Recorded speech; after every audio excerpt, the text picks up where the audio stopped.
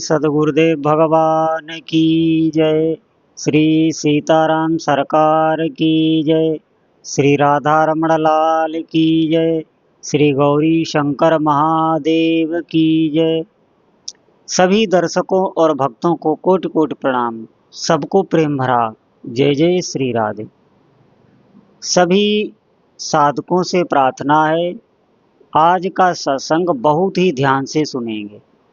निश्चित आप भगवान की, अपने प्रभु की, इष्ट देव की जो भी साधना कर रहे हैं, उस साधना में आपका उत्साह बढ़ेगा।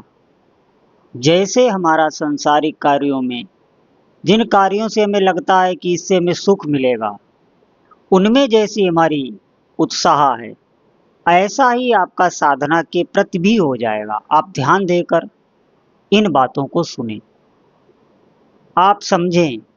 अपने सनातन धर्म का मूल श्रद्धा है।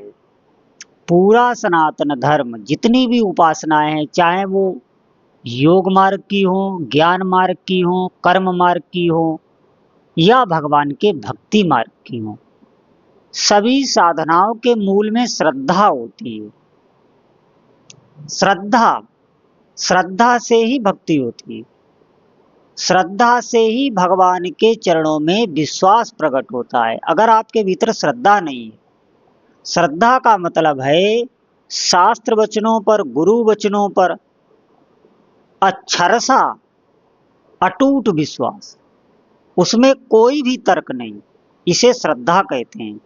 जैसे हम माँ के वचनों पर विश्वास कर लेते हैं, माता कहती है ये तुम्हारा पिता है, तो उस पर हम श्रद्धा कर लेते हैं, अटूट, हम कोई तर्क नहीं करते। जैसे जब हमें अक्षर का ज्ञान कराया जाता है, जब हम किसी पाठशाला में जाते हैं तो हमें अक्षर का ज्ञान कराया जाता है, अ आ इ ई उ ऊ, तो ये अक्षर का ज्ञान में हम कोई तर्क नहीं करते, तो हम पढ़ना सीख जाते हैं और एक दिन हम ज्ञानवान हो जाते हैं, हम सब कुछ पढ़ लेते हैं। श्रद्धा पर ही ये भौतिक जीवन भी टिका हुआ है और अध्यात्म जीवन का तो नींव ही श्रद्धा है। अब आप ध्यान दें, लेकिन श्रद्धा आती कैसे है? श्रद्धा आपके तभी आएगी जब आप साधना करेंगे, नियम से, निष्ठा से। हमारी साधना ना छूटे, भले ही हमारा भोजन छूट जाए। आप कहेंगे कि हमारी साधना में रुचि नहीं बढ़ रही, हमारी नाम में रुचि नहीं बढ़ रही, तो हम लंबे समय तक कैसे नाम चलाएं? थोड़े दिन तो होता है, बाद में हमारी भक्ति कमजोर पड़ने लगती है। इसके लिए आप कार्यरत रहें, आप श्रम करें।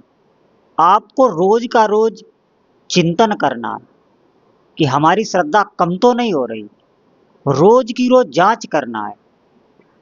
हमें भगवान के नाम की महिमा अधिक से अधिक सुनना है। मैं ये नहीं कह रहा हूं आप हमसे ही सुने, जो भी महापुरुष आपको जहां भी सत्यता लगती हो आप वहां सुने, जहां भी आपकी श्रद्धा मजबूत हो। हमें अपनी श्रद्धा को कम नहीं होने देना है, तो आपकी साधना रंग लाएगी। श्रद्धा में इतनी शक्ति होती है, मैं आपको बता दूं कि आपके जो भाव में चल रहा है वो घटना वर्तमान में आपकी आंखों के सामने घटित हो जाती है, अगर साधक की प्रबल श्रद्धा है। चाहे गुरु भले ही सिद्ध ना हो, और अगर साधक की श्रद्धा है प्रबल, तो वो गुरु उस साधक के लिए सिद्ध ही होता है। आप ध्यान दें, इसी प्रकार आपके अगर भगवान के नाम में श्रद्धा हो जाए, लेकिन नाम की महिमा इसलिए और अधिक है, आप ध्यान देना कि नाम अगर आप बिना श्रद्धा के भी रट रहे हैं, तो नाम से ही श्रद्धा प्रकट हो जाएगी। और नाम से श्रद्धा कौन सी प्रकट होती है? नाम से ही इष्ट के प्रति श्रद्धा बढ़ती है। नाम अगर आप जपते हैं तो शास्त्रों के प्रति भी आपकी श्रद्धा बढ़ जाएगी। नाम से आपकी प्रवचनों में, भगवान की कथा में श्रद्धा बढ़ जाएगी। नाम से आपकी संतों में श्रद्धा बढ़ जाएगी, और नाम से आपकी इस भौतिक जीवन में भी श्रद्धा बढ़ जाएगी। इससे भी आपको कभी दुख नहीं प्राप्त होगा, कभी भी नहीं। नाम जापक को कभी भी क्लेश नहीं होता, और ये जो लोग कहते हैं हमें बहुत क्लेश हो रहा है, हम इतने दिनों से नाम जप कर रहे हैं, हमें कोई स्वाद नहीं आ रहा है, आप ध्यान दें, जितना हमारे भीतर संसार जा रहा है, आप ध्यान देकर इस बात को सुने, जितना हमारी इंद्रियों से संसार जा रहा है, क्या उतना हमारे भीतर नाम जा रहा है कि नहीं? आप ध्यान दें, आपको बहुत जोर की भूख लगी, क्या एक दो कवल में आपको तृप्ति मिल जाएगी?